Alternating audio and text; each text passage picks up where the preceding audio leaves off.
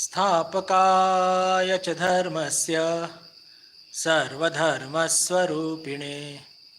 अवतारवरिष्ठाय रामकृष्णाय ते नमः।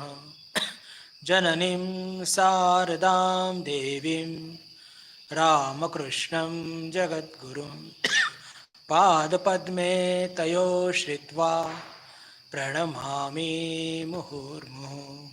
नमः श्रीयतिराजाय विवेकानन्दसूरये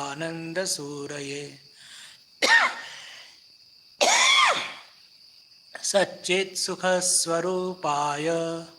स्वामिने तापहारिणे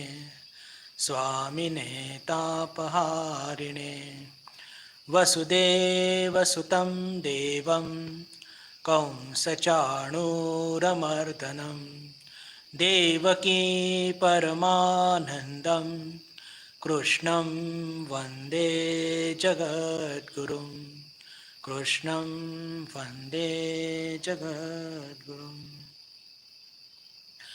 नमस्कार.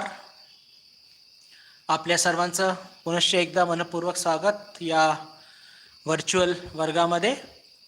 आज सोमवार आणि ठरल्याप्रमाणे आपण भगवत गीतेवर चर्चा करणार आहोत.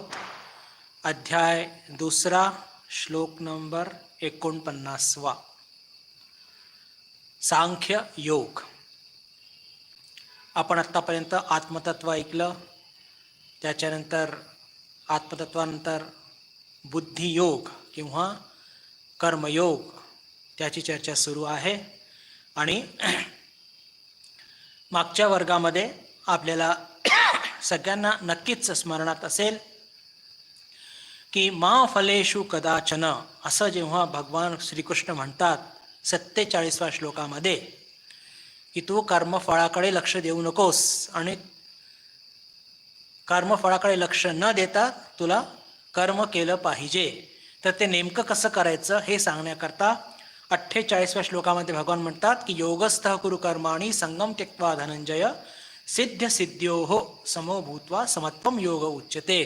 की तू योगस्थ हो. योगस्थ हो म्हणजे नेमकं काय कर की आसक्ती कर्माच्या फळामध्ये पण आणि कर्मामध्ये पण आणि इतर पण जे आसक्तीचे स्थान असू शकतात एका साधकाच्या जीवनामध्ये, व्यक्तिविशेष, स्थानविशेष, कार्यविशेष वगैरे त्याचे अनंत पैलू असू शकतात आसक्तीचे. तर सर्व प्रकारच्या आसक्तीच्या तू वर जा आणि सिद्ध सिद्ध्योः समो भूत्वा म्हणजेच काय की प्रत्येक कार्यामध्ये हे त्याला पूर्ण होईपर्यंत त्याचा पाठलाग करणे, किंवा कधीकधी आपण प्रयत्न करतो पण ते काम अर्धवट सोडावं लागतं आणि ते कारण आपल्या हातात नसतात. तर पूर्ण नेणं, तडीस नेणं त्याला म्हणतात सिद्धी. आणि असिद्ध म्हणजे की मध्ये सोडणं. तर या दोन्ही स्थितीमध्ये तू सम राहा. तुझ्या हातातून ते काम अपूर्ण राहील असं तू वागू नकोस. पण काही दैवीय कारणामुळे किंवा तुझ्या हातात नसल्या कारणाने ते कार्य सिद्धीत पोहोचलं नाही किंवा सिद्धीत पोहोचलं, या दोन्ही स्थितीमध्ये तू सम राहा. म्हणजे या दोन कंडिशन, पहिली कोणती, सगळ्या प्रकारची आसक्तीचा त्याग एक, आणि दुसरं म्हणजे की सिद्धी आणि असिद्धीमध्ये सम राहणे, याला म्हणतात योगस्थ.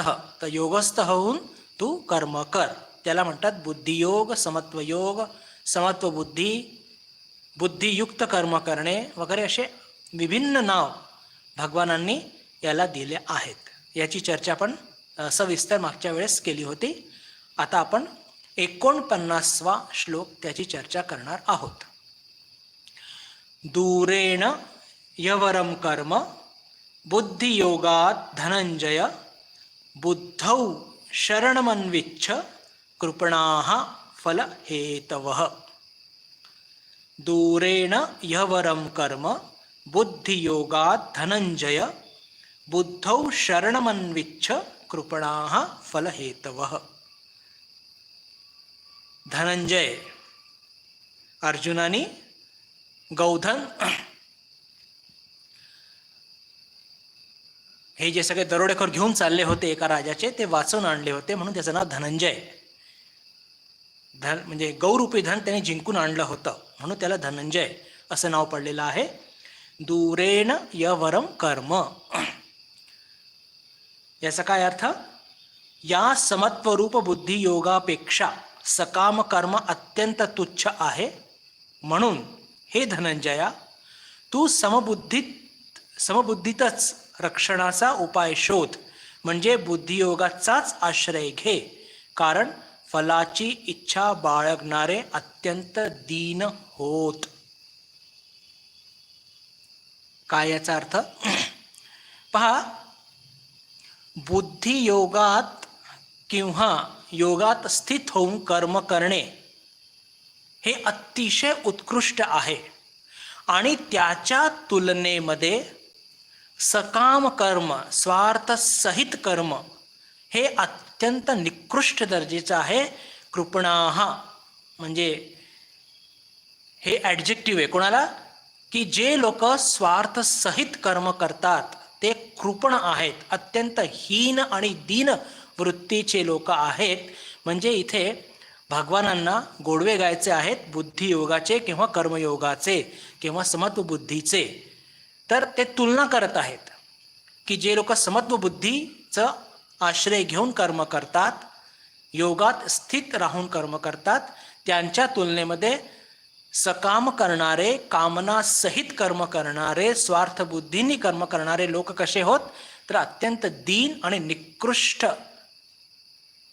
दर्जाचे आहेत, असं भगवानांचं स्पष्ट म्हणणं आहे. आता पहा बंधू भगिनींनो, की कर्म हे कोणाला सुटलेले नाहीये.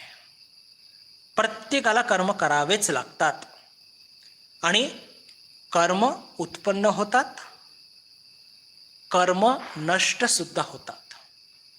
तसंच कर्मफळ सुद्धा, प्रत्येक कर्म आपण केलं, कर्माचं फळ तेही जन्माला येतं आणि कर्माचं फळ सुद्धा नष्ट होत असतं. आता आपल्या जीवनामध्ये हे सुख दुःख का येत असतं? की जेव्हा कर्मफळ आपल्या आवडीचं जर असेल किंवा कर्मफळ अनुकूल असेल आणि ते आपल्याला प्राप्त झालं, आपण सुखी होतो. आणि जेव्हा ते प्राप्त झालेलं अनुकूल फळ हे जर नष्ट झालं, आपण दुःखी होतो. याच्या विपरीत पण घडत असतं की आपल्याला प्रतिकूल फळ प्राप्त झालं, आपण दुःखी होतो. पण जेव्हा ते प्रतिकूल फळ नष्ट होतं, आपण सुखी होतो. म्हणण्याचा अर्थ काय? की कर्मफळाबरोबर पण आसक्ती ठेवली तर आपल्याला नक्कीच सुख आणि दुःख हे भोगावे लागणारच आहे. आणि म्हणूनच की बुद्धीमध्ये जर समतेचा विचार घेऊन, समतेचा म्हणजे की आपल्याला यश प्राप्त हो, अपयश प्राप्त हो, सुख प्राप्त हो की दुःख प्राप्त हो, ते कर्म आपल्याला अर्धवटच सोडावं लागलं किंवा पूर्ण आपण केलं, कोणत्याही स्थितीमध्ये बुद्धीची ही समता न ढासळू देता कर्म करणे, त्यालाच म्हणतात योग. आणि ते कसं करू शकतो? याच्या आधीच्या श्लोकामध्ये सांगितलं की निरासक्त होऊन, सगळ्या प्रकारच्या आसक्तीचा त्याग करून, म्हणजे फक्त कर्मफळाची आसक्तीचा त्याग करायचा एवढंच नव्हे, तर कर्म करण्याच्या प्रती, आपल्या अवतीभोवती असणारे लोकांप्रती, स्थानाप्रती, विशिष्ट कर्माप्रती, सगळ्या प्रकारचे जिथे जिथे आपण आसक्त होऊ शकतो, सगळ्या प्रकारच्या आसक्तीचा त्याग केल्यानेच, सर्व प्रकारचा त्याग केल्यानेच आपण निरासक्त होऊ शकतो आणि सिद्धी आणि असिद्धीमध्ये सम राहणे, त्यालाच योगस्थ म्हणतात. आपण आत्ताच चर्चा केली. आणि तसं समत्व म्हणजे समत्वाचा बुद्धी, ती स्थिती आपण जर प्राप्त केली हळूहळू अभ्यास करून, तर मग काय होईल आपल्या जीवनामध्ये? की आपण आपल्या जीवनामध्ये कोणत्याही प्रकारचे, ज्याला म्हणतात दुःख कष्ट आलेत किंवा कर्म केलेत, तर त्या कर्मामधून आपल्याला बंधनमध्ये आपण पडणार नाही. आणि ते मोक्ष प्राप्त करण्यात, म्हणजे कर्म साधारणपणे कामनासहित कर्म, स्वार्थ पूर्ण कर्म हे कसे असतात, आपल्याला बांधणारे असतात.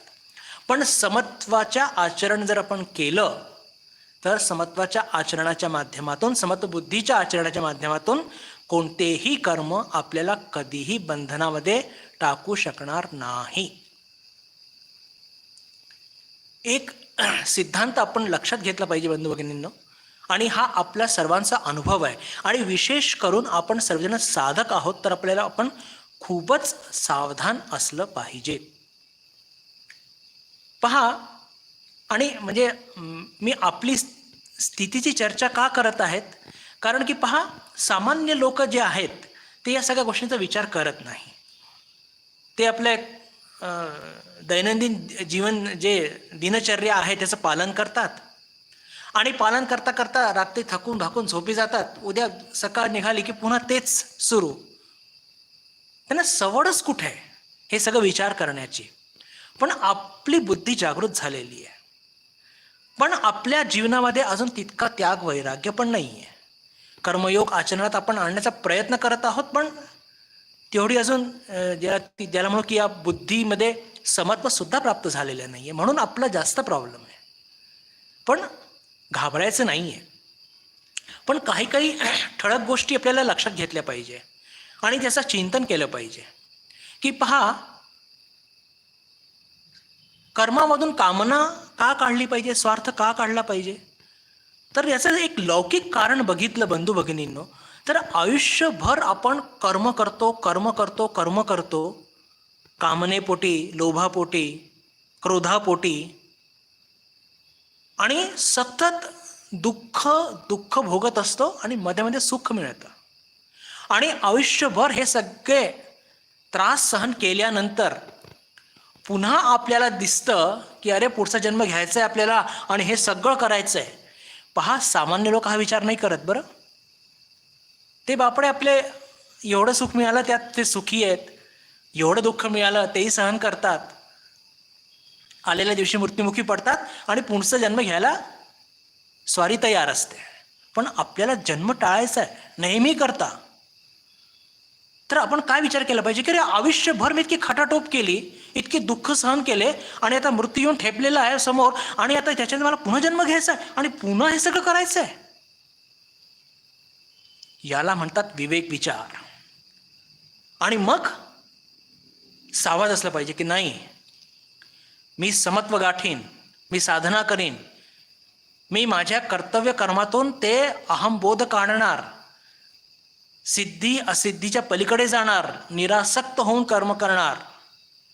आणि मी तसं नाही केलं तर बस मला पुढचा जन्म घ्यावाच लागेल. म्हणजे हा विचार केला पाहिजे आपण की अरे आयुष्यभर एवढी खटाटोप केल्यानंतर पुन्हा मला जन्म घ्यावाच लागेल. तर याला म्हणतात विवेक विचार. आणि पहा की भागवतामध्ये शुकदेव एक फार सुंदर वाक्य म्हणतात की राजन मरिष्येती पशुबुद्धीम इमम जही. म्हणजेच काय की कामनापूर्ण कर्म करणं, शुकदेव म्हणतात, आणि पुन्हा कर्म करता करता मृत्युमुखी पडणं, हे म्हणजे पशुबुद्धी आहे. का? पशुसुद्धा तसंच तर करतात. हे बघ, पशु योनीमध्ये किंवा मनुष्य सोडून इतर सर्व योनी, आपण चर्चा केली आहे याच्या आधी, या सगळ्या भोग योनी आहेत. ते लोक साधना करू शकत नाही, ते विवेक विचार करू शकत नाही.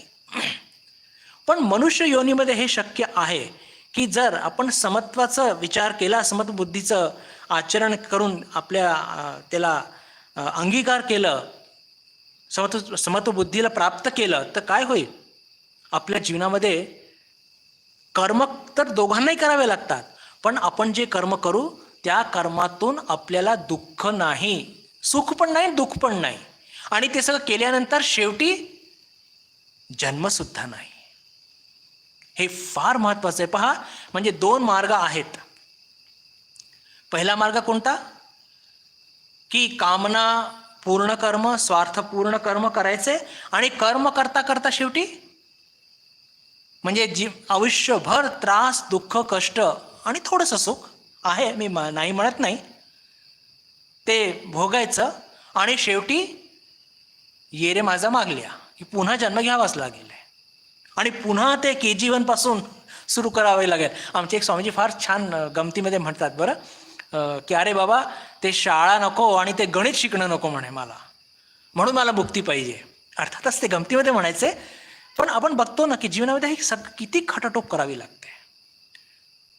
आणि समतेविहीन आपण जर केलं म्हणजे कर्म केले तर काय होणार, की आपलं अहंता जन्माला येते, ममत्व जन्माला येतं आणि हा एक पशुत्वाचा भाव निर्माण होतो आणि ते घेऊनच आपण मृत्युमुखी पडतो आणि पुढचं जन्म घ्यावा लागतं.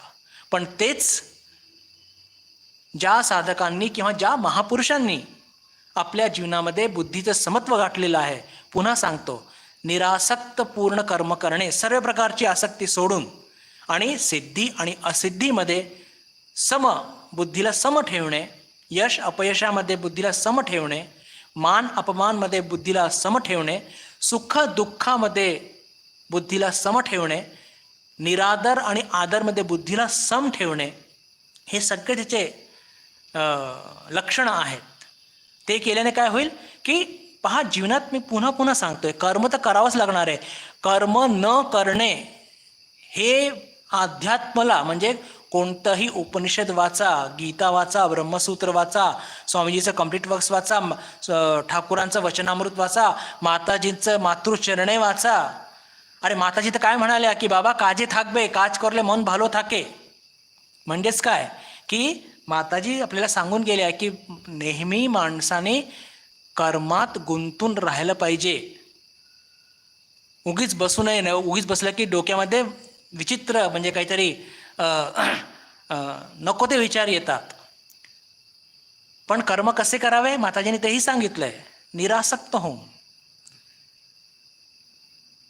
जसं स्टेजवरती आपण काहीतरी एक नाटकामध्ये भूमिका बजावतो, आपल्याला माहिती असतं हे आपल्याला एक 10 मिनिटाकरता काहीतरी एक मालकीणचा रोल करायचा आहे. आपलं स्वरूप न विसरता किंवा ही अहमता ममता सोडून बुद्धीचं समत्व गाठून आपल्याला कर्म करायचंय. त्याने काय होईल, की जीवनात कर्म तर आपले सुटले नाही, कर्म तर करूच, पण आपल्या जीवनामध्ये आपण सुख आलं तर उड्या नाही मारणार, दुःख आलं तर एकदम हताश किंवा निराशा नाही येणार, आणि जीवनाच्या शेवटी आपण जेव्हा हे शरीर झिडकून निघून जाऊ, पुन्हा जन्म होणार नाही. आणि त्याचीच तर आपल्याला अपेक्षा आहे, त्याच्याकरताच तर हे सगळं आपलं अट्टहास सुरू आहे. तर इथे जे भगवान म्हणतात की दूरेण यवरम कर्म बुद्धियोगात धनंजय, की हे धनंजय, तू जर ह्या बुद्धीचं समत्व अंगीकार केलं तर तू सुखदुःखाच्या पलीकडे जाशील. एवढंच नव्हे तर जन्ममृत्यूच्या या चक्रातून सुद्धा तू बाहेर पडणार आहे. पहा इथे भगवानाने 2 शब्द वापरलेत, कर्म, बुद्धियोग आणि बुद्धौ.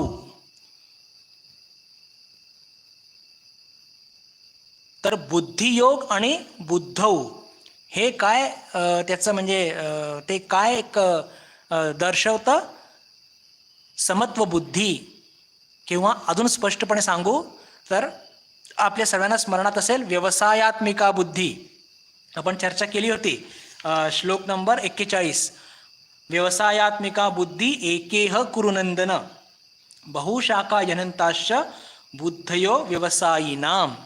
की तू म्हणजे इथे जे सांगतात की अर्जुना, धनंजय, तू बुद्धियोगात स्थिर हो. म्हणजेच काय, की तू व्यवसायात्मिका बुद्धी किंवा बुद्धीचं समत्व गाठ. आणि ते कशाला म्हणतात, एकात्मबुद्धी. एकात्मबुद्धी केव्हा होते, स्मरणात आहे, ज्या बुद्धीमध्ये वासना नाही, ज्या बुद्धीमध्ये फक्त एकच एक सात्विक वासना आहे, काय, की मला बुद्धीचं समत्व गाठायचं आहे. ज्या बुद्धीमध्ये, ज्या मनामध्ये अनंत वासना आहेत, तर त्या अनंत वासनांमुळे त्याच्या बुद्धीमध्ये अनंत फाटे फुटतात. त्याला म्हणतात अव्यवसायिक बुद्धी. आणि अव्यवसायिक बुद्धीने कधी पण ईश्वराच्या चरणी मन लागू शकत नाही. ईश्वराच्या चरणी मन लावणं तर फार दूर, कर्मयोग सुद्धा व्यवस्थित करू शकत नाही. बघा, आपण तर कर्मयोगाची चर्चा करत आहोत, इथे भक्तीचा काही असा विशेष भाग नाहीच आहे. इथे फक्त भक्ती म्हणजे कशी, आपल्याला कर्म व्यवस्थित करायचं आहे, त्याच्यातून आपल्याला अहंबोध काढायचा आहे, त्यातून आपल्याला सिद्धी असिद्धीच्या वर जायचं आहे, आसक्तीच्या वर जायचं आहे. तर म्हणण्याचा अर्थ काय की बुद्धियोग जो शब्द वापरलाय त्याचा अर्थ इथे व्यवसायात्मिका बुद्धी. आणि व्यवसायात्मिका बुद्धी म्हटलं म्हणजे ती कशी असते, एकेह कुरुनंदन, एकात्म असते. आणि ती कशी प्राप्त करायची, तर आपल्या मनातल्या सर्व वासना त्या नाहीशा करायच्या. म्हणजे फिरून पुन्हा बंधू भगिनींनो त्या त्यागावरती येतच. काही करा, ते भगवान श्रीरामकृष्णांनी जे सांगितलं आहे ना, त्याग त्याग त्याग, तर ते येतात. तुम्ही व्यवसायात्मिका बुद्धी सांगा, समत्व सांगा, बुद्धियोग सांगा, कर्मयोग सांगा, समत्व योग सांगा, अल्टिमेटली सगळ्या गोष्टी फिरून ती येतात कुठे, त्या मनामध्ये असलेल्या अनंत वासना, त्याच्यावरतीच तो घणाघात होत असतो. असो तर, आणि इथे जो कर्म शब्द वापरलाय तो सकाम कर्मच्या अर्थाने वापरलाय. म्हणजेच काय की बुद्धियोग किंवा समत्व योग हा सकाम कर्मापेक्षा अत्यंत उच्च दर्जेचा आहे, किंवा सकाम कर्म हे बुद्धियोगाच्या तुलनेमध्ये अत्यंत कृपण किंवा अत्यंत निकृष्ट दर्जेचं आहे, असं इथे भगवानांना म्हणायचं आहे. बंधू भगिनींनो, आपण सर्वे साधक आपण कर्म करतो आणि ते इनएव्हिटेबल आहे, आपण राहू शकत नाही. अवतारांनी कर्म केले तर तुम्ही मी कोणत्या क्षेत्रातला भाजीपाला. कर्म म्हणजे जे कर्म आपण करतो ते नव्हे बरं. म्हणजे ज्याला म्हणतो की तांदूळ कमवण्याची विद्या, ठाकूरांनी कर्म कोणते केले तर त्याची साधना, कर्म कठोर. स्वामीजी म्हणतात बघा, आरतीमध्ये म्हणतो ना आपण रोज, कर्म कठोर शब्द वापरलाय. म्हणजेच काय, ते साधनाच्या दृष्टीने वापरले गेलेलं आहे.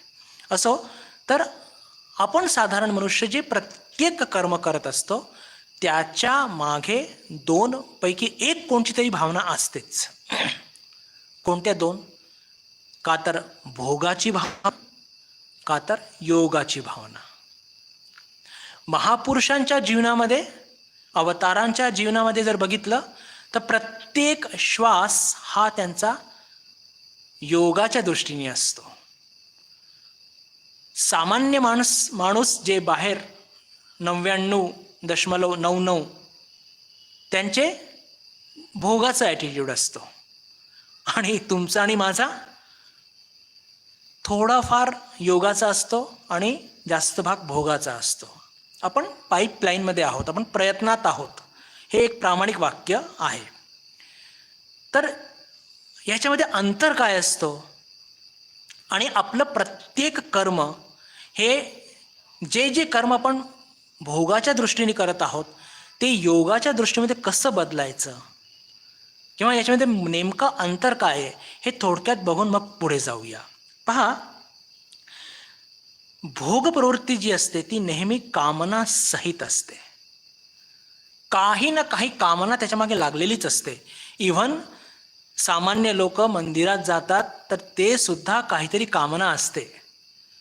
बाबा माझ्या मुलगा यावर्षी 12वी आहे, चांगले मार्क मिळू दे, चांगली नोकरी लागू दे, जरा घरामध्ये काही अरिष्ट आलेले ते दूर होऊ देत. हे सगळे काय आहे, हे सगळे कर्म काय आहे. म्हणजे भक्ती तसं म्हटलं तर श्रेष्ठ आहे, पण ही मलिन भक्ती आहे. पण तेच आता भक्ती जर मलिन होऊ शकते तर कर्म तर अजून मलिन होऊ शकतात. पण जे महापुरुष असतात, जे योग प्रवृत्तीने कर्म करतात, त्यांचे कर्म संपूर्णपणे वासना कामना हीन असतात. त्याच्यामध्ये बिलकुल कामना वासना नसते. त्याच्यामध्ये फक्त लोककल्याण हेच एक उद्दिष्ट असतो.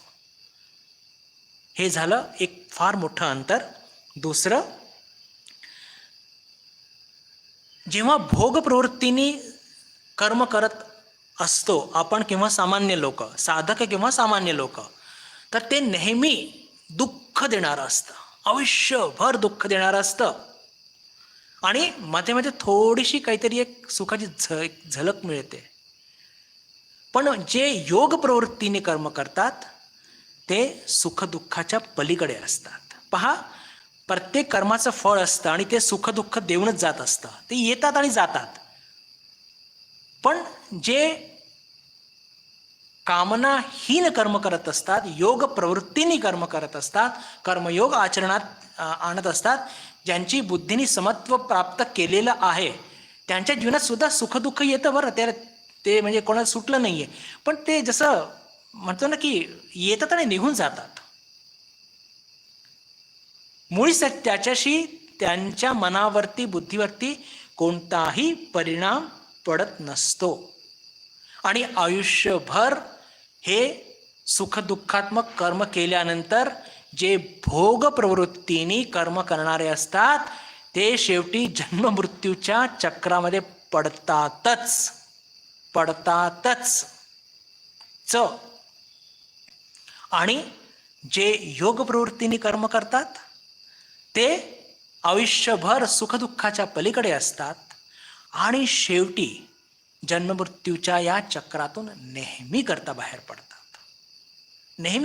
पडतात. त्यांना पुनर्जन्म नसतो. पण आयुष्यभर कसं करावं लागतं कर्म? ते योगवृत्तीने करावं लागतं, योग प्रवृत्तीने करावं लागतं. भोग प्रवृत्तीचे जे लोक असतात किंवा साधक म्हणूया, कुठेतरी पाप आणि पुण्याचा हिशोब असतो बघा. पाप आणि पुण्याचा हिशोब असतो. पण जे योग प्रवृत्तीने कर्म करत असतात, आता कर्मफळाचीच आशा नाही, कर्मफळच सोडलेलं आहे, तर कसला पाप आणि कसलं पुण्य? हे पहा, हे लक्षात ठेवा. कर्म आलं म्हणजे कर्मफळ आलं, कर्मफळ आलं म्हणजे सुखदुःख आलं, म्हणजेच पाप आणि पुण्य आलं. पण जे भोगवृत्तीने कर्म करत असतात ते सगळे हा हिशोब ठेवतात, सुखीदुःखी होतात. पण जे योग प्रवृत्तीने कर्म करतात ते सुख आलं काय, दुःख आलं काय, आणि पुण्याची गणना कोण करी? आपल्या अभंगामध्ये आहे का? बरोबर ना? म्हणजेच काय, अरे ते कर्मफळ त्याची आशाच सोडलेली आहे, तर पुण्याची गणना कोण करी? अरे हेट, मी भक्तीमध्येच निमग्न आहे, मी स्वरूपातच निमग्न आहे, तर मला या पाप आणि पुण्याशी काय घेणं देणं? तर हे पहा, हे सगळे मेजर अंतर आहे.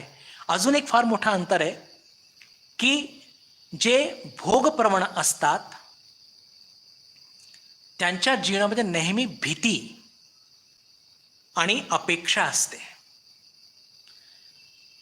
आणि बापरे, मी हे काम करतोय, मला यश मिळेल की अपयश मिळेल, काय होईल काय नाही.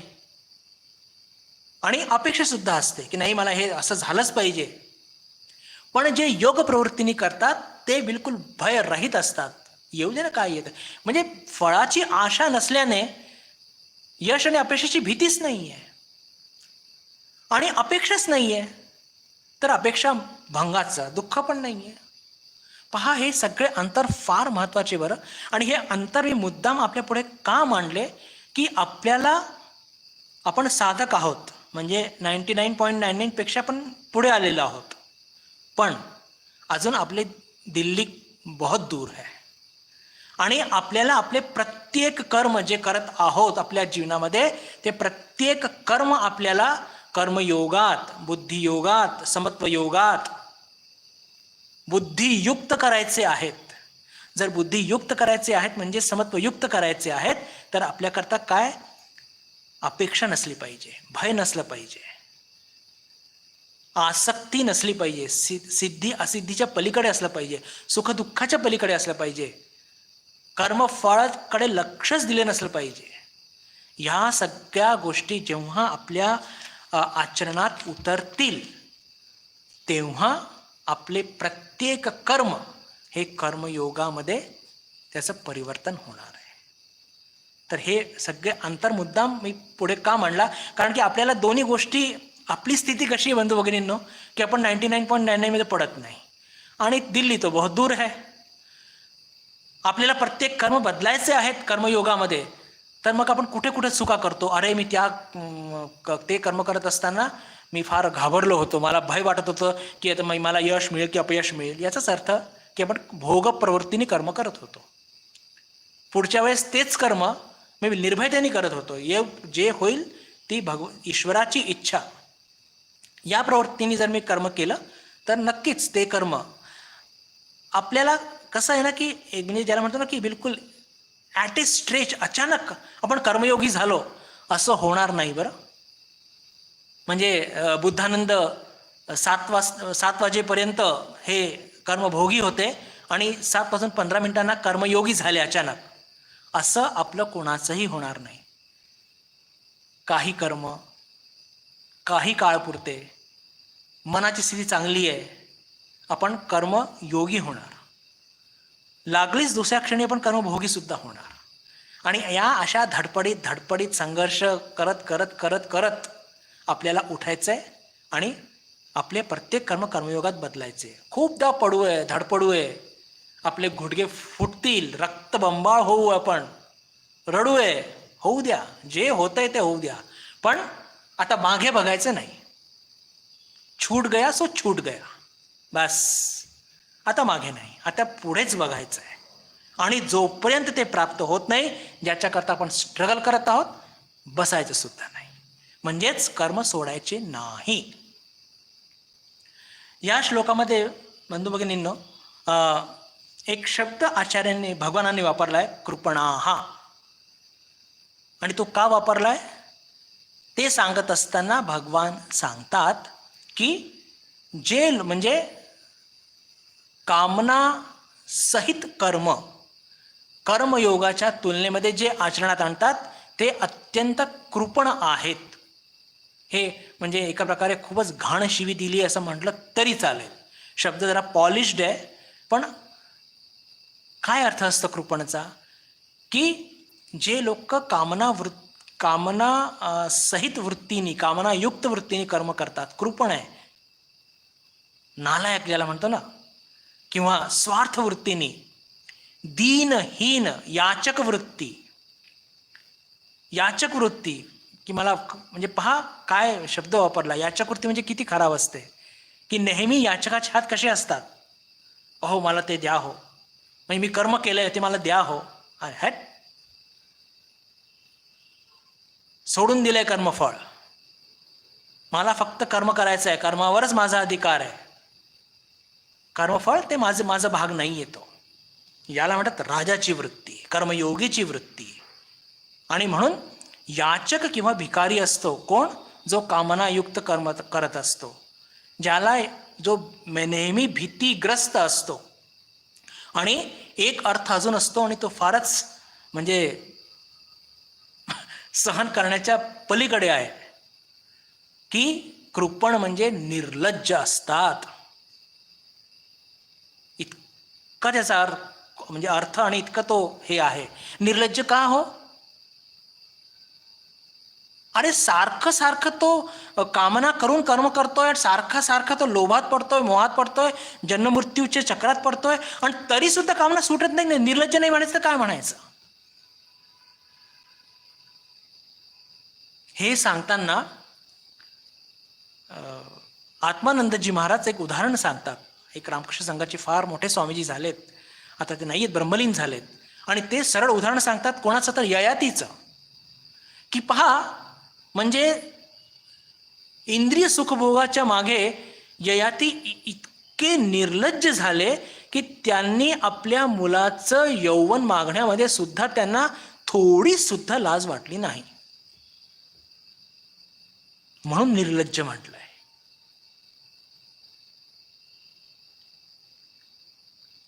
म्हणून आपण साधक आहोत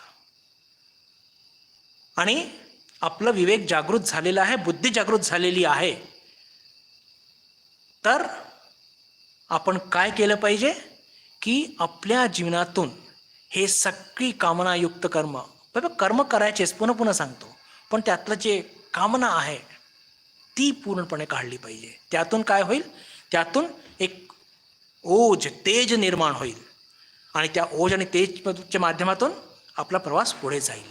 तर कृपण ही एक ज्याला म्हणतो की एका प्रकारे शिवीच दिलीच आहे. या संदर्भात एक फार सुंदर सुभाषित सुद्धा एक स्मरणात येतो की तृष्णाम चेह परित्यज्य को दरिद्र कह ईश्वर तस्याश्चेत प्रसरो दत्तो दास्यम नु शिरसी स्थितम. काय याचा अर्थ आहे? आपल्याकडे सुभाषित पण फार सुंदर आहे बरं. जरी हे कोणत्या शास्त्रातले नाही आहे, पण हे महापुरुष लोकांनी आपल्या अनुभवातून सगळं सांगितलेलं आहे. तृष्णाम चेह परित्यज्य को दरिद्र कह ईश्वर.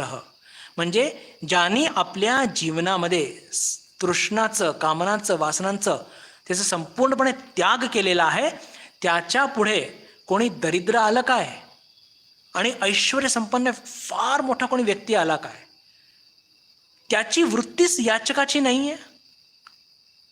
दीनहीन तो नाहीच आहे. तो दोघंही त्याच्याकरता एकसारखेच असणार.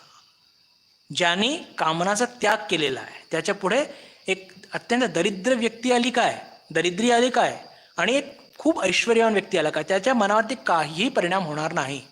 पण तस्याश्चेत प्रसरो दत्तो दास्यम नु शिरशी स्थितम. पण ज्यांच्या मनामध्ये वासना, कामना आहेत थोडी पण, त्याच्या पुढे जर कोणी दरिद्री जर आलं तर त्याची तो अवहेलना करतो, कारण की त्याला त्याच्याकडनं काही मिळणार नाही आहे. आणि जर ऐश्वर्यवान कोणी पुरुष आला तर त्याच्या पुढे तो एका दासासारखा लोटांगण घालतो. का? कारण की त्याच्याकडे त्याला काही अपेक्षा असते. तर म्हणण्याचा अर्थ काय की कृपण हे भगवानांनी हिणवलं एकदम, की जे सकाम कर्म करतात ते सर्व कृपण आहेत. अजून एक शब्द जो वापरला गेलेला आहे दूरेण. पहिला शब्द आहे दूरेण यवरम कर्म बुद्धियोगात धनंजय बुद्धौ शरणमन्विच्छ कृपणाः फलहेतव. दूरेण म्हणजे काय? अत्यंत, म्हणजे विरोधाभास, अत्यंत विरोधाभास. कोणाचा विरोधाभास आहे? सकाम कर्म आणि बुद्धियोगाचं. म्हणजे जसं प्रकाश आणि अंधकार. या खोलीत मी बसलेलो आहे आणि इथे प्रकाश, इतका प्रकाश आहे, इतक्या ट्यूबलाईट लागलेल्या आहेत. हे सगळं बंद केलं तर काय होईल? एकदम अंधकार होऊन जाईल. पण सगळ्या मी ट्यूबलाईट ऑन केलं तर काय होईल? अंधकार पळून जाईल. म्हणजेच काय की अंधकार आणि प्रकाश हे कधी बरोबर राहू शकत नाही. प्रकाश आहे तर अंधकार नाही राहणार, आणि अंधकार जर गेला तर तिथे प्रकाश जर गेला तर तिथे अंधकार राहणार. तसंच म्हणजे दूरेण म्हणजे काय? अत्यंत विरोधाभास असं त्याचा अर्थ आहे. की हे जे कामनापूर्ण स्वार्थपूर्ण कर्म आहेत आणि हे जे बुद्धियोग किंवा समत्वयोग किंवा कर्मयोग आहे, हे म्हणजे ज्याला म्हणतो की अंधकार आणि प्रकाशासारखे आहेत. जिथे बुद्धियोग आहे, समत्वयोग आहे, तिथे सकाम कर्म असूच शकणार नाही. आणि जिथे सकाम कर्म आहेत तिथे बुद्धियोग असू शकणार नाही. म्हणून या दोघांमध्ये एक जमीन आसमानचा अंतर आहे. अत्यंत विरोधाभासी आहेत हे सांगण्याकरता इथे दूरेण हा शब्द वापरला गेलेला आहे. एक सिद्धांत अजून छोटासा सांगून मग आपण पुढच्या श्लोकाकडे वळूया. की पहा, एक म्हणजे आचार्य शंकर भाष्यामध्ये गीतेच्या एक गोष्टीची फार खंत व्यक्त करतात. आणि काय खंत व्यक्त करतात? की पहा, कर्म आणि कर्मफळ हे दोन वेगळे विभाग आहे. बरं, का वेगळे विभाग आहे? कारण की आपल्या कर्मावरती अधिकार आहे, कर्मफळावरती नाही. मान्य आहे का सर्वांना? की कर्म आणि कर्मफळ हे दोन्ही विभाग वेगळे आहेत. आणि का वेगळे आहेत? कारण की कर्मावरती आपला अधिकार आहे आणि कर्मफळावरती नाही आहे. आणि आत्मतत्व हे अजून तिसराच विभाग आहे. पण आपल्या अज्ञानामुळे ते आत्मतत्व जे नित्य शुद्ध बुद्ध मुक्त आहे ते या कर्मफळाच्या वासनेनी बांधल्या गेलेलं आहे. याच्यापेक्षा जास्त दुर्दैवी स्थिती अजून काय असू शकते? मी हे वाक्य मुद्दाम का मांडतोय आपल्या पुढे, की हे वाक्य टाकून या गीतेच्या शंकर भाष्यामध्ये आचार्य फार खंत व्यक्त करतात, आपल्या सर्वांना हिणवतात की अरे त्या कर्मफळाच्या आसक्तीमुळे तुम्ही त्या आत्मतत्वाच्या आनंदाला मुक्त आहात. तुमचं जे स्वभाव आहे नित्यशुद्ध बुद्ध मुक्त सच्चित आनंद, म्हणजे आयुष्यभर कर्म करून दुःख भोगता तर भोगता आणि पुन्हा शेवटी जन्ममृत्यूच्या चक्रात सापडता. तर विवेक कशामध्ये? कर्मयोग आचरणात आणा, बुद्धियोग आचरणामध्ये आणा, समत्व योग आचरणामध्ये आणा. प्रत्येक कर्म हे बुद्धियुक्त आचरणात आणा आणि या जीवनामध्ये सुद्धा कर्म करा, सुख दुःखाच्या पलीकडे जा आणि मृत्यूनंतर निर्वाण आहेच की, जन्म नाहीच आहे.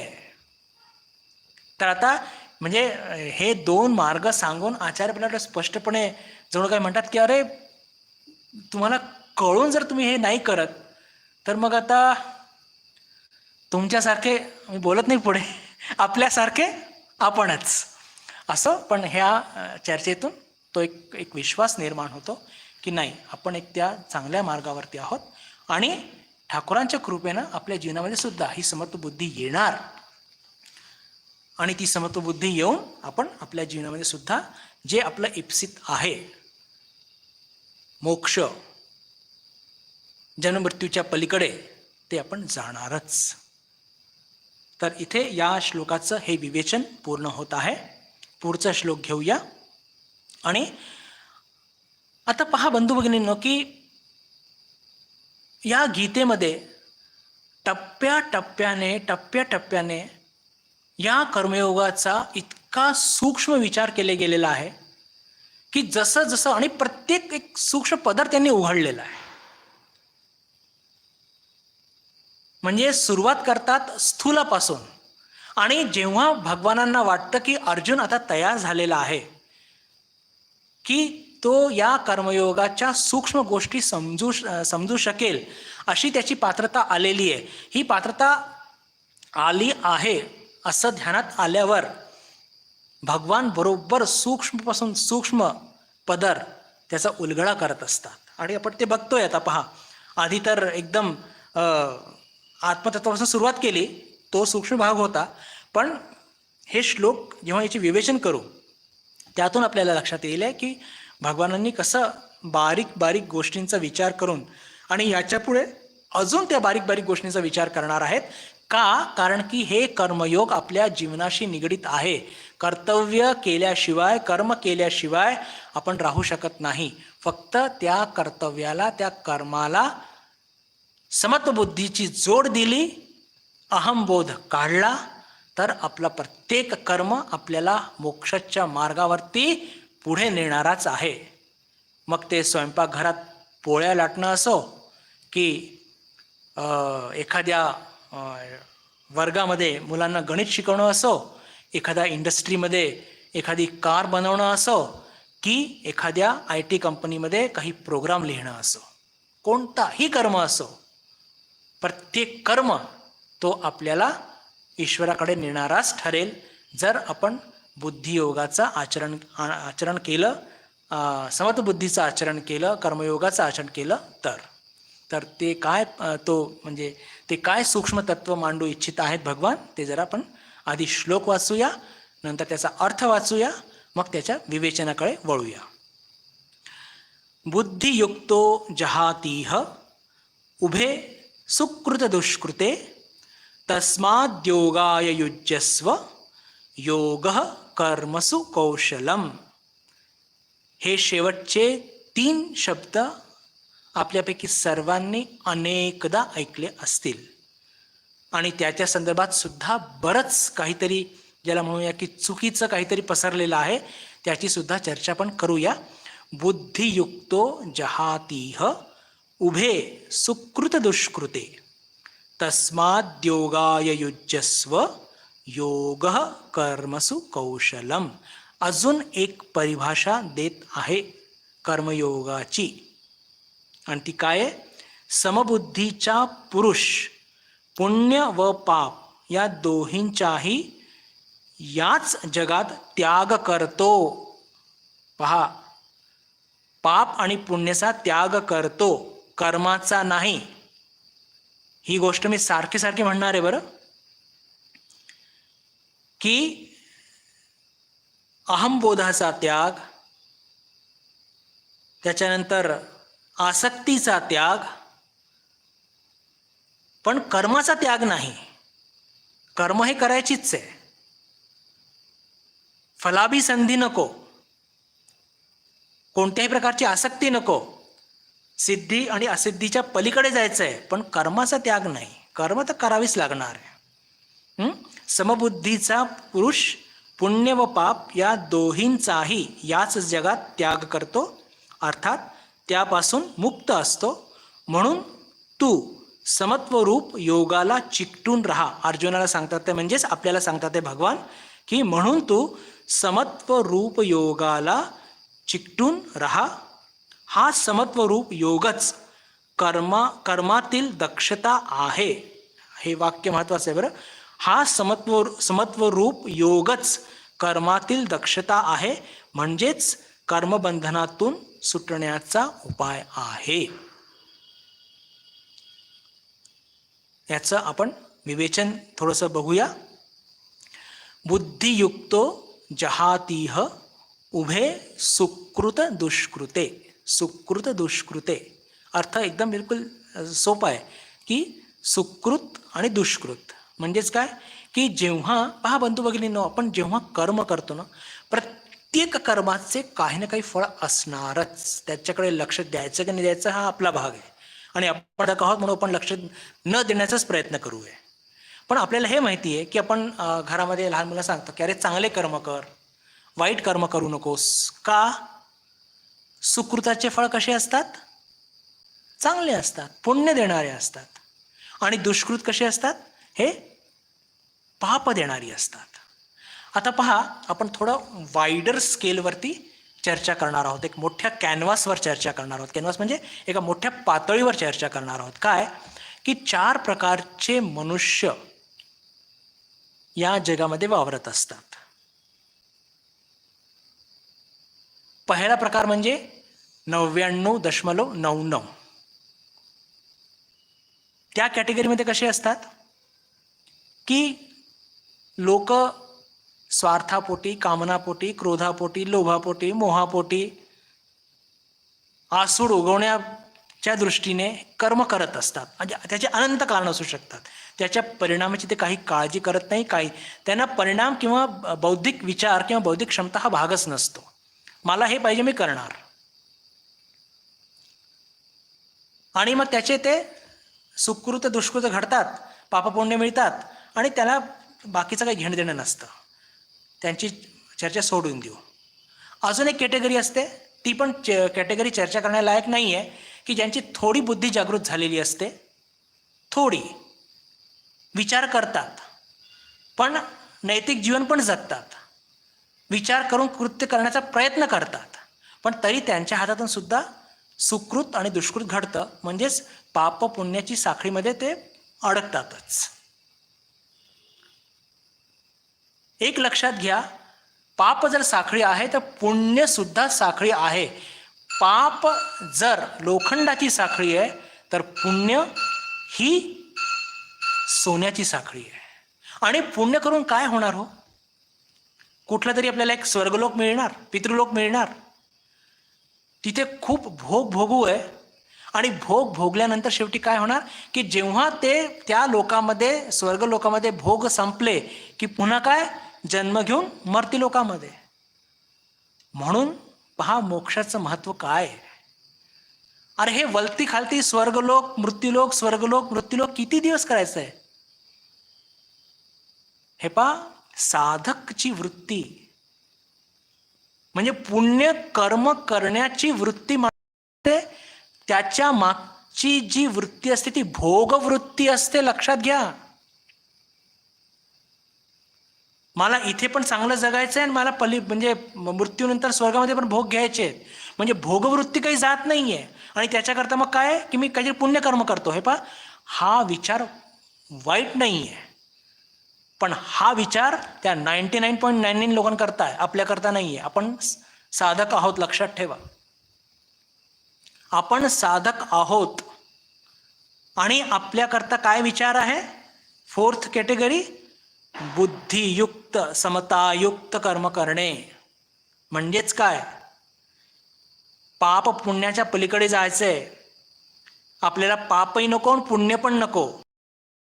आपण कर्म करायचे, पण कसे? आसक्ती रहित, सिद्धी असिद्धीच्या पलीकडे अहमबोध टाकायचा आहे नेहमी करता. प्रत्येक कर्म तुम्ही पहा, तुम्हाला सांगतोय, आणि प्रत्येक कर्म जे आपणच नाही महापुरुष सुद्धा करतात, तर त्यातून सुद्धा काहीतरी कर्मफळ म्हणजे उपजत असतं. त्याला आपण काही करू शकत नाही. पण त्यांच्यावरती प्रभाव का नाही पडत हो? त्यांच्यावरती प्रभाव का पडत नाही? कारण की ते समत्वामध्ये स्थित असतात. आपली स्थिती अर्धवट, आपण त्या 99 मध्ये पण पडत नाही आणि इकडे तर प्रश्नच नाही. तर आपल्याला कधी आपण भोगात असतो, कधी आपण योगात असतो. योगात फार कमी असतो, पण यस, प्रयत्न काहीतरी सुरू असतात आपले. मुश्किल काय बंधू भगिनींनो, की आपण जेव्हा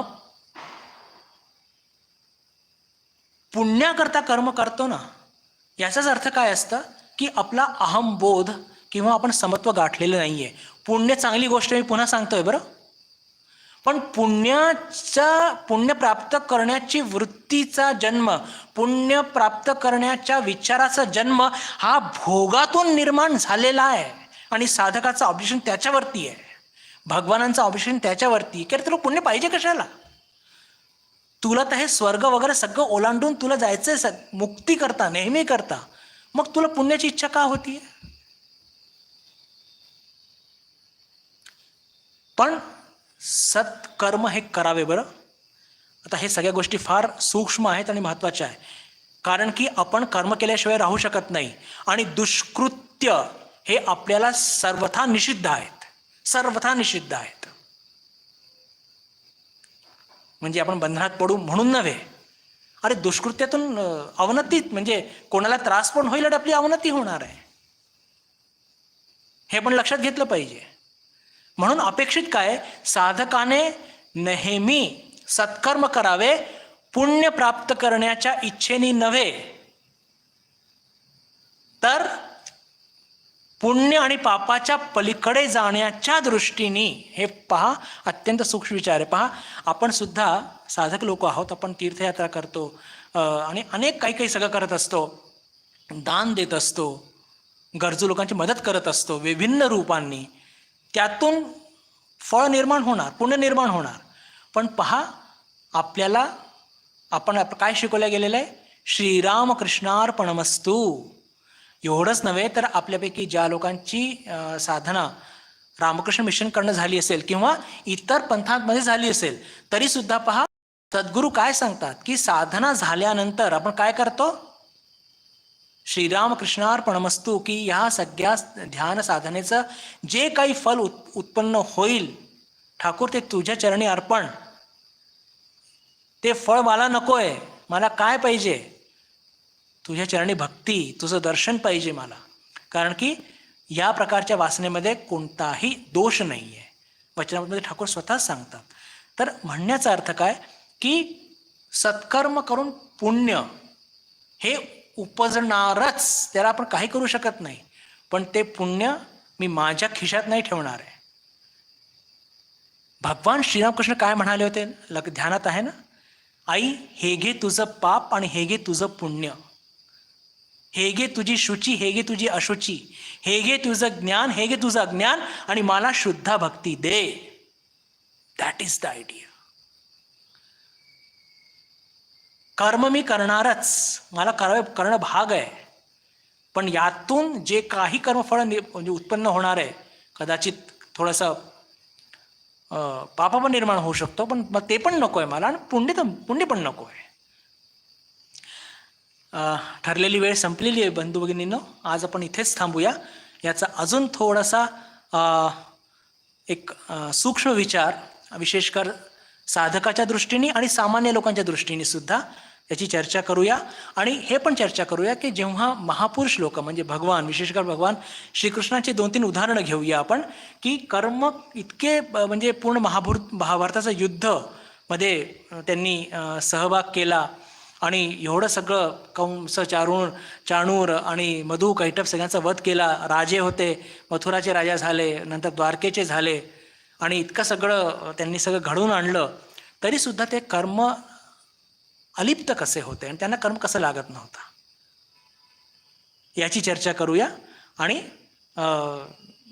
या श्लोकाच्या संदर्भात अजून काही उदाहरणं घेऊन मग त्या चर्चेला आपण पुढे घेऊया. पण म्हणण्याचा अर्थ काय की पहा, आता अर्जुन तयार झालेला आहे ह्या सगळ्या सूक्ष्म विचारांना ग्रहण करण्याकरता. अजून एक प्रश्न, मी तो प्रश्न तुमच्या पुढे टाकून त्याचं उत्तर मी पुढच्या शुक्रवारी देईन, की आपल्या सगळ्यांना लक्षात असेल की पहा, इकडे भगवान म्हणतात की तू कर्मफळाकडे लक्ष देऊ नकोस, पापपुण्याकडे लक्ष देऊ नकोस, तू समत्व बुद्धीमध्ये स्थिर हो. आणि 37व्या श्लोकामध्ये काय सांगतात बघा, हतो वा प्राप्स्यसि स्वर्गम जित्वा वा भोक्ष्यसे महिम. म्हणजे 37व्या श्लोकामध्ये तू कर्मफळात तुला असं मिळणार आहे, तू कर्म कर. तिथे कर्मफळाचं प्रलोभन दाखवून त्याला कर्म करण्याकरता प्रलोभित करत आहेत आणि इथे कर्मफळ सोडायला सांगतात आहेत. असं का?